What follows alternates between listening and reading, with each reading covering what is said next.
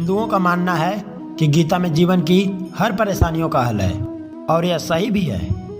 महाभारत युद्ध आरंभ होने के ठीक पहले भगवान श्री कृष्ण ने अर्जुन को जो उपदेश दिया वह श्रीमद् भगवद गीता के नाम से प्रसिद्ध है।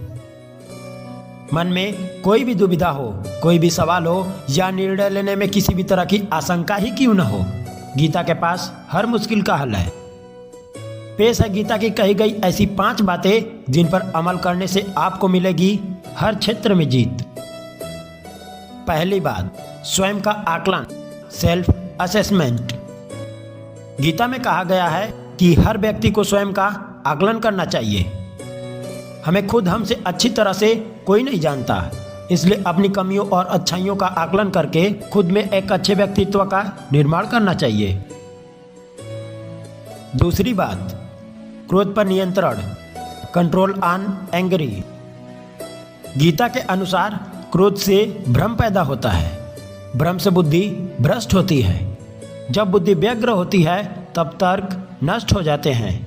जब तर्क नष्ट होते हैं तो व्यक्ति का पतन शुरू हो जाता है। तो आप समझ ही गए होंगे कि किस तरह आपका गुस्सा आपको और आपके जीवन को प्रभावित करके आपको नुकसान पहुंचाता है। इसलिए अगली बार जब भी आपको गुस्सा आए, खुद को शांत रखने का प्रयास करें। तीसरी बात, मन की माया, इल्यूजन ऑफ माइंड। अपने मन पर काबू पाना उतना ही कठिन होता है जितना कि एक घुड़सवार द्वारा घोड़े पर काबू पाना। अक्सर हमारे दुखों का कारण हमारा मन ही होता है। वह अनावश्यक और निरर्थक इच्छाओं को जन्म देता है।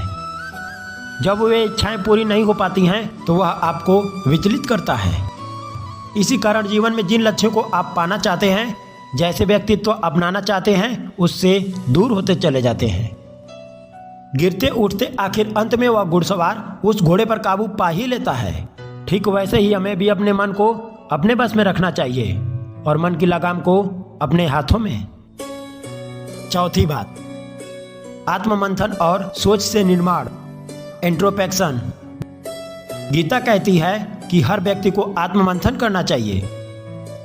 आत्मज्ञान ही अहंकार को नष्ट करता है। अहंकार अज्ञानता को बढ़ावा देता है। उत्कर्ष की ओर जाने के लिए आत्ममंथन के साथ ही एक सही और सकारात्मक सोच का निर्माण करना भी जरूरी है। जैसा आप सोचेंगे वैसा ही आचरण भी करेंगे। इसलिए खुद को आत्मविश्वास से भरा हुआ और अपनी सोच को हमेशा सकारात्मक रखें। पांचवी और आखिरी बात, फल की इच्छा, डिजायर ऑफ रिजल्ट।